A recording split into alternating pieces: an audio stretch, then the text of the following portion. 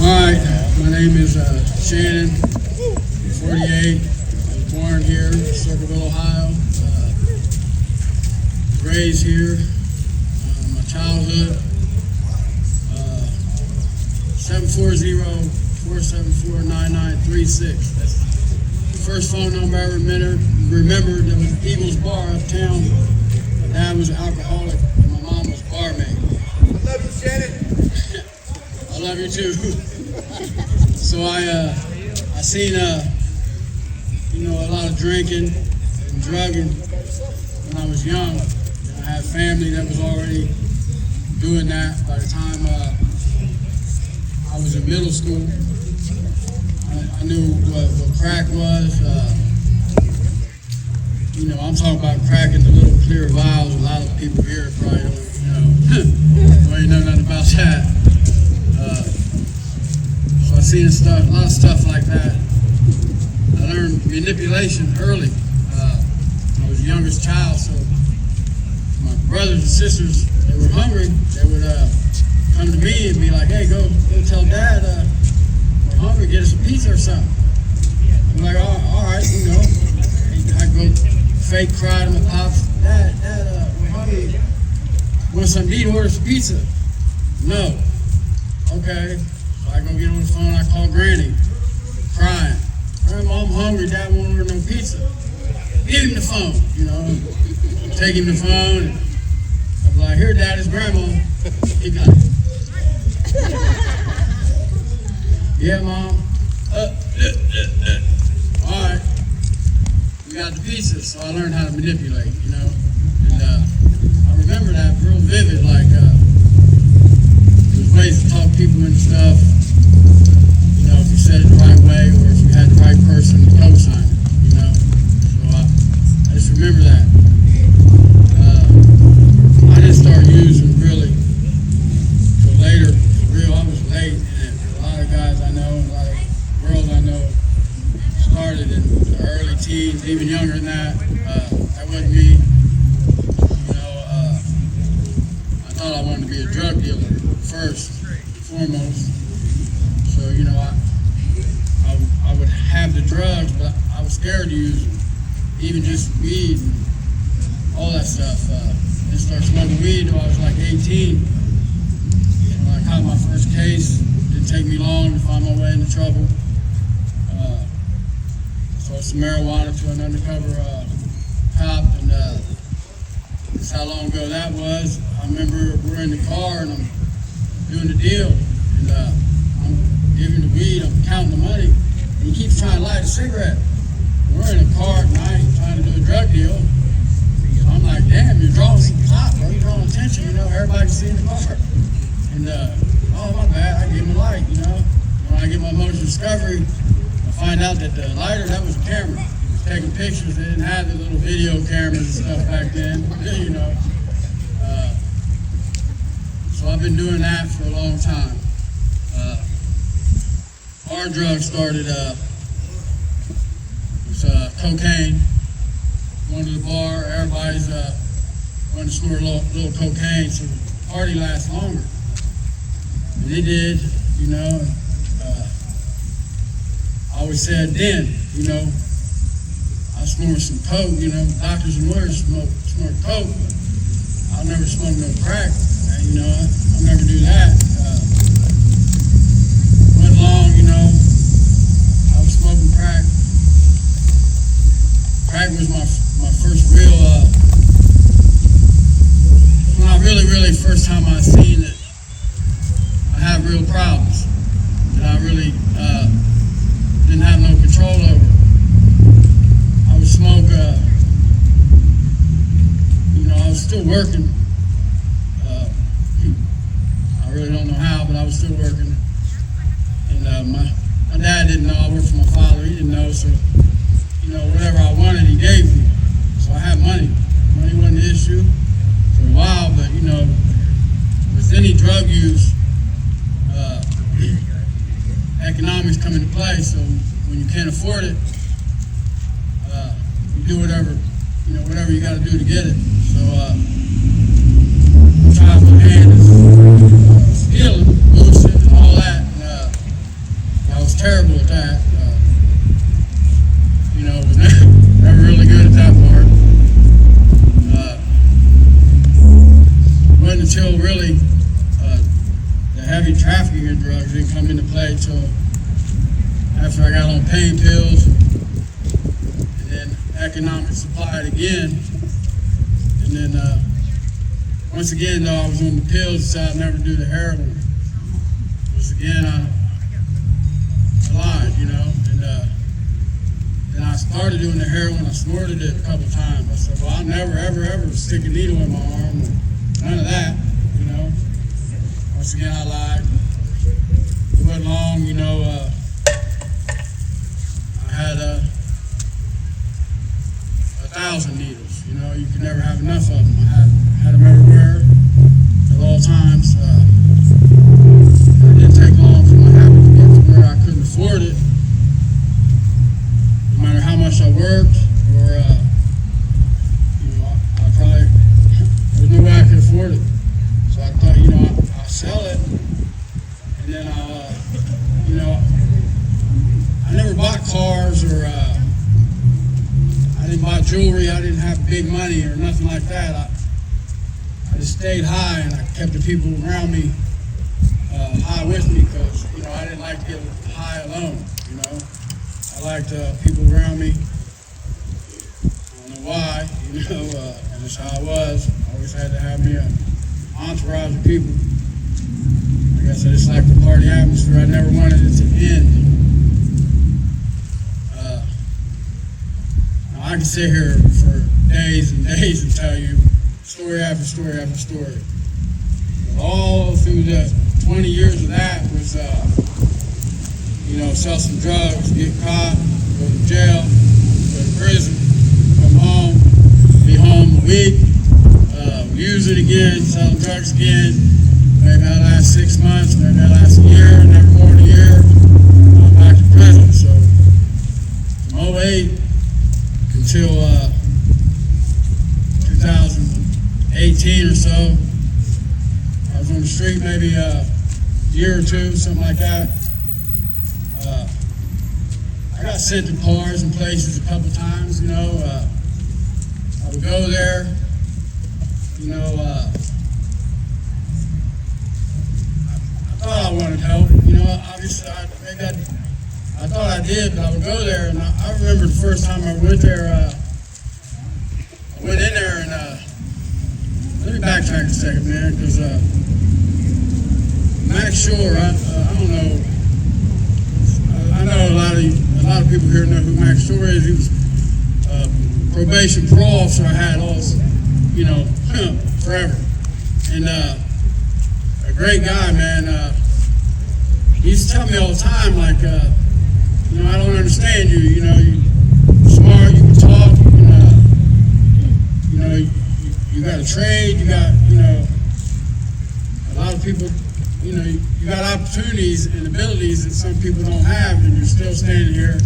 And not only are you here, you're worse than all of them. Addiction don't really care how smart you are, or who you know, or what you can do, or none of that. So I never really understood for the longest time what he was meaning. But I also think he gave that same talk to everybody else that came in the door. Because it's true about everybody. We all have that. Max is just a real smart guy. A lot of stuff he said, I wanted to bring him up because a lot of stuff he said over the years, finally now I understand what he was saying. So I just I don't know why, but it's important to me.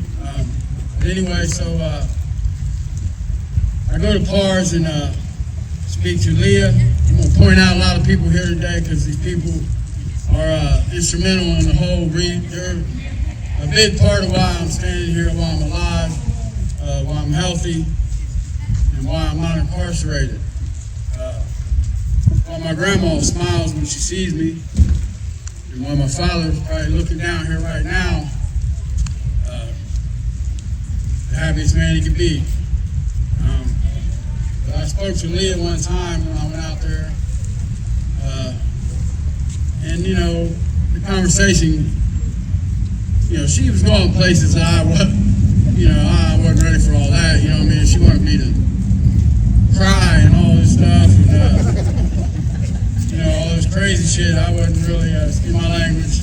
He's got children. I'm trying to watch that. But you know, I really wasn't ready for that. So I ran away from that, you know what I mean? And I'm like everybody else that's been in this life for a long time. It's never my fault.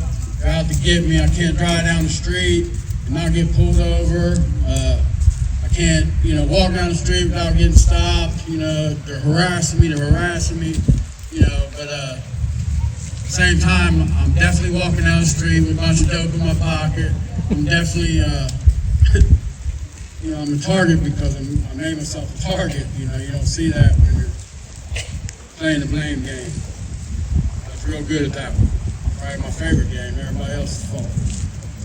But, so, you know, I went out to bars and there had never been a treatment. I wouldn't, you know, whether it was offered to me or not, it didn't matter. I wasn't going to go anyway. I wasn't ready for that, you know. Hell, there was a point in my life where I thought prison was cool. You know, I could do some push-ups, get a couple more tattoos. You know what I mean? Have some more stories to tell. I was around people that looked up to stuff like that, you know. It's a damn shame. So all that part of my life is just basically like anybody else that's been in this life. It's the same story, man. We all know it, you know. It's all trash. It's all pain and misery. There's only a few key things that really stand out to me. I remember one time when I come home from prison, I was out, I think I made like 7 days. I was working for my father. He was at the end of his life, basically, you know, and he wanted to turn, he had a little business, he wanted to turn it over to me, you know. He had all the faith in me again for the 1800th time, you know. You know, I did good for a week, you know, and then I started getting high again. I was hiding it pretty well. You know, I got good at that too for a little bit, you know. But so I just remember I'm in my father's house because that's where I'm paroled to, and I didn't have nowhere else to go. No one else would take me anyway. But that's where I'm at. I'm in my own little room I got there, and I got all these drugs because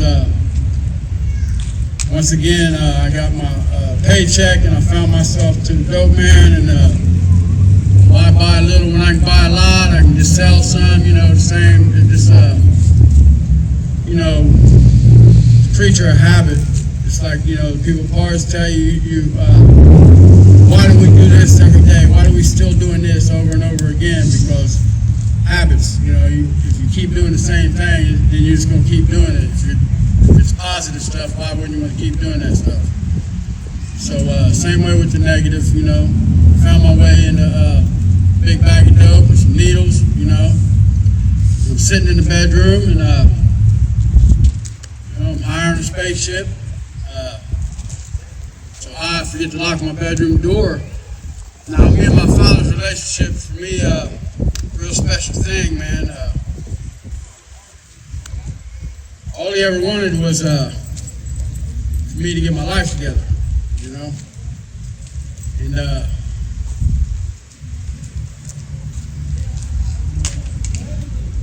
anyway, so I'm sitting there and I got all these drugs sitting on the bed and I'm nodding out. And my pops walks in, you know, and mind you, he don't know I'm using again yet. He thinks I'm doing great. I just remember he walks in, he looks down, he sees all the drugs on the bed, and he looks up at me, and I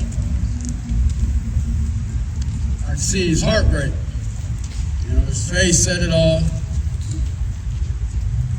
It wasn't like, you know, mad, though. You know, I expected him to, you know, be raging mad. He wasn't. It broke his heart. The face is burned into my mind, you know. I see it in my dreams. I see it almost daily. I think about it that day. You know, he grabs the drugs, flushes them down the toilet, take off walking down the street. My dad don't text. I don't know. He didn't text, you know, old school, you know. But I'm walking down the street, I get a text. So I look at it, because if I knew it was my dad, I probably wouldn't even look. And he knew that too. That's probably why he texted me. So I look, and it just says, "Come home." It's 2 words, "Come home." You know, I did, but then I just I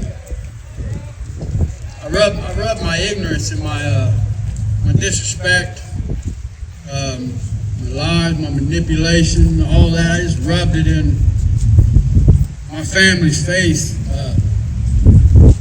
as long as I really want to remember. But he didn't, you know, he didn't make me leave. I was homeless once for 6 months, living in Columbus. And probably, you know, anybody from Columbus or around, you know, in the bottoms, you know, Glenwood Avenue, my house was a dumpster beside the gas station on Glenwood Mound right there.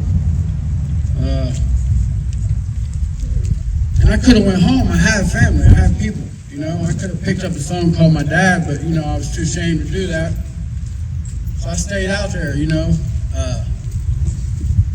And I seen a lot of crazy stuff and participated in a lot of crazy stuff. And then what I'm getting at, there's another moment in my life. I had a real long night when you're homeless and you're strung out. This is the reason why when I see the people with the cardboard signs, I always give them something. And I know sometimes it's going to drugs or whatever, but, you know, just something in my heart won't let me drive by. I don't know. But in those days, you know, $20 is nothing, you know.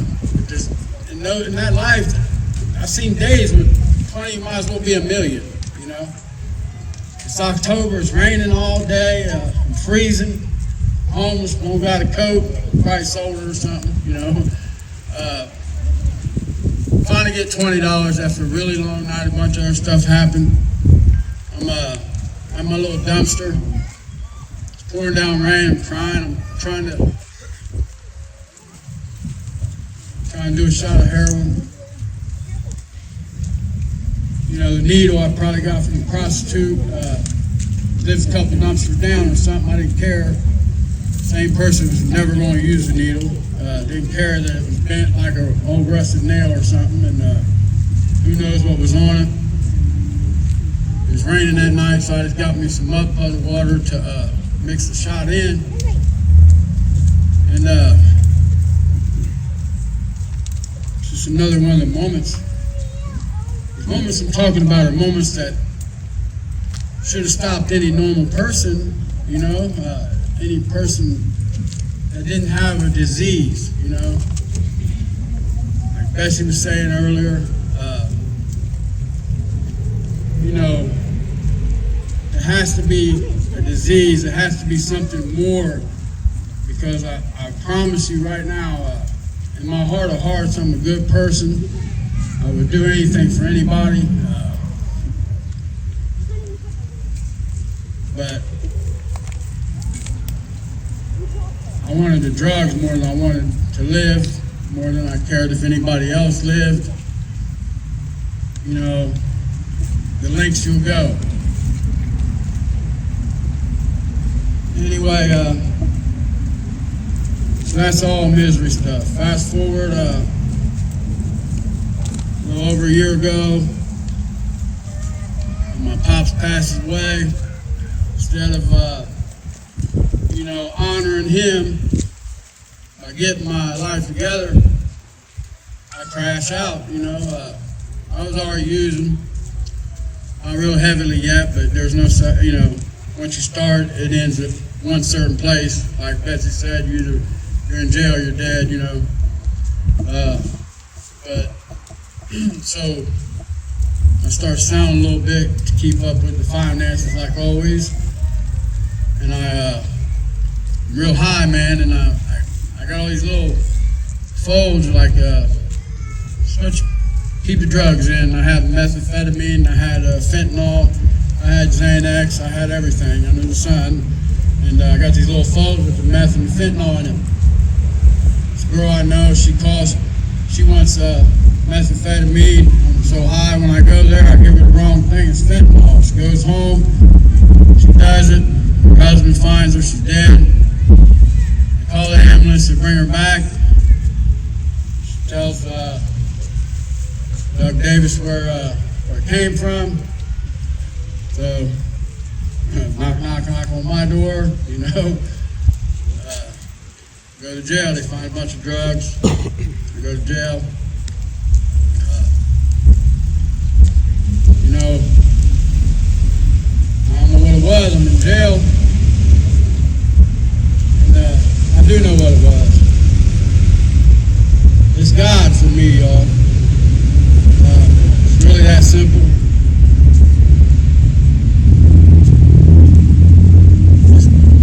It's a lot of other things, but all the other things, I believe because God works through people, I think, you know. So all these people that I'm about to speak about, you know, they work for God, I believe. But I'm in a holding cell, dope sick, you know. Here we go again, facing a million years again, you know. I tell myself, like, man, I said this a million times, you know, this is it, I'm done, you know. I can't take this no more. But I was sick, you know, I was in jail where I couldn't get my drugs and everything. So, you know, it's what needed to happen. But I get to feeling better in about a week, and they got a thing out there, it's called Rise Class. You know, I pray that they don't ever take it out of that jail. You know, I can't say enough. But anyway, one day I'm in the pod, and when you first get commissary, those, you know, it's been to jail, when you first get your commissary first time, you eat like, you know, you're eating the candy bars never been so good in your entire life. So, you know, I stuffed myself, and so much I felt sick. So, Pickaway County Jail, when you want to go in your cell, you go in there and be by yourself. So I go in there, feeling sick, pick up my Bible. I don't start anywhere particular. I just open it up and I read the first thing. The very first sentence I read, and now, you know, I'm just, it's probably not the exact words, but basically said, do not partake of too much honey for it'll make you sick. I was like, wow, that's a coincidence there, isn't it? You know, and that's crazy.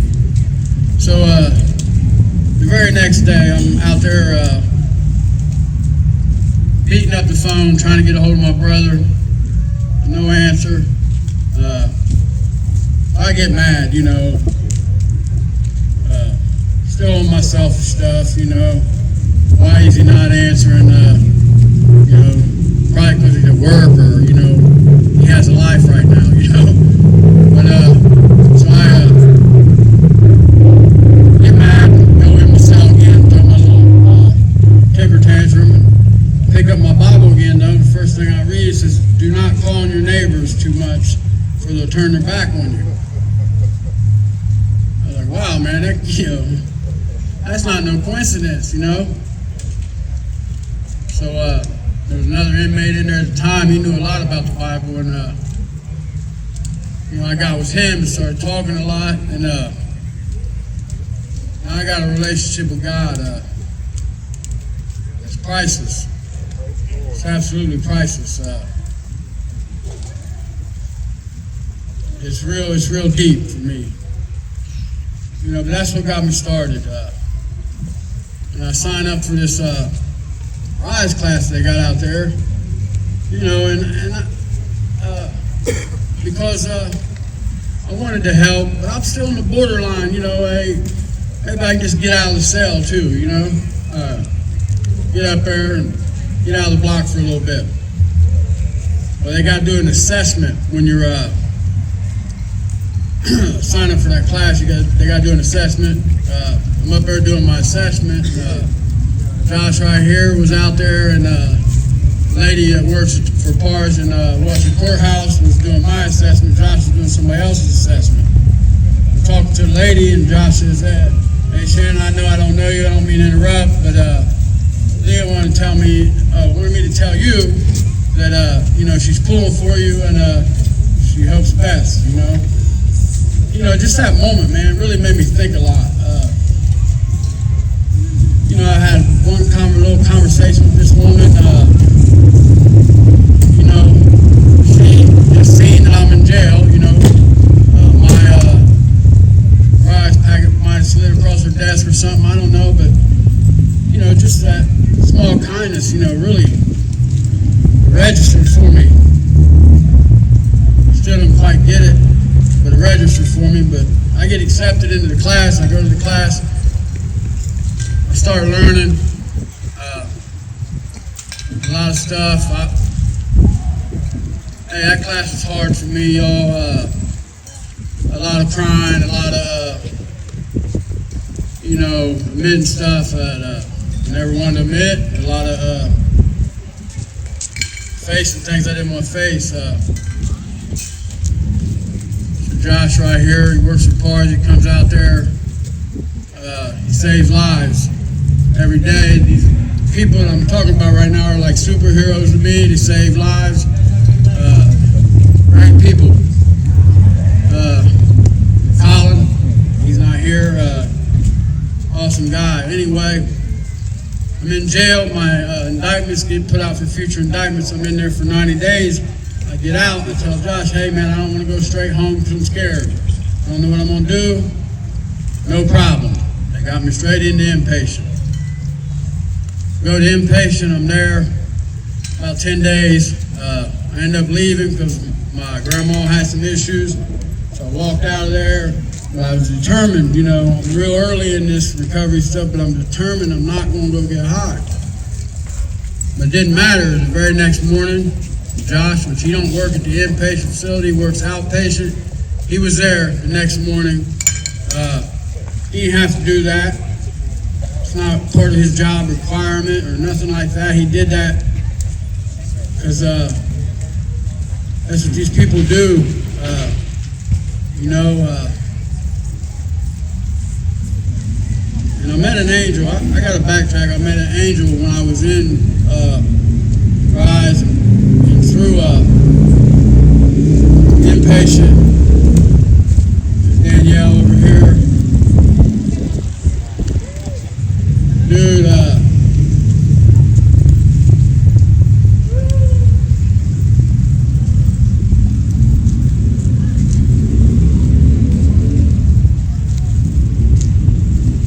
these people,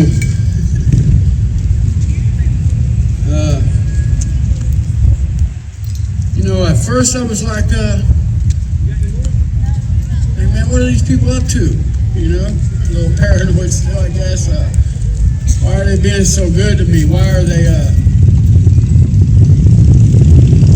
people care what the hell I'm doing or what I got going on? And I still get a little confused about it to this day. But Danielle, Josh, Michelle, Lori, Melissa, Andrea, Terry. I mean, dude, I just know that I would not be here today, you know. When I participate in the outpatient program, I learn a lot about myself and about the people that I want to be like. I learned about people that I've known. A lot of these people I've known my whole life, but didn't know nothing about them until I was in a place like Pars, and you get to know who they really are because they're clean now. We didn't just meet each other to try to scam each other out of something or something. I know who these people really are, you know. I know what they love. I know why they want to live. But my blessings, getting clean, just never ended, basically. I know I'm running over, probably I'm going to get this over with. My blessings never ended, man. You know, I participated in Pars. I did everything I was supposed to do. I try to do more than what I'm supposed to do. I try to help. I try to do anything I can. I believe, I think Michelle, or maybe Danielle, I don't know who I'm stealing this from, but they told me a long time ago that I feel like you're obligated in this disease of ours. It's like, you know, the pits of hell. If you make it out, you're obligated to reach down there and grab the next person and bring them with you if you can. And, you know, I fully intend to get more than just the next person. If I can, you know, I'd like to save us all. I'm in drug court now. I got drug court.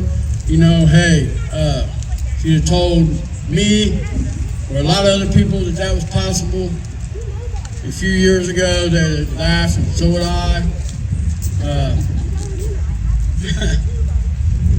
I was just in drug court, and I was speaking to Judge Kneece, and I was telling him this is Overdose Awareness Month, and I was just trying to count the people that I'm not like just acquaintances with, that I know personally really well, that are no longer here. I quit at 27 because I couldn't, you know, I was crying, I just couldn't do it no more. There's so many. There's so many. You know, get in the ring, man. Fight for your life. That's what I'm doing. Thank you.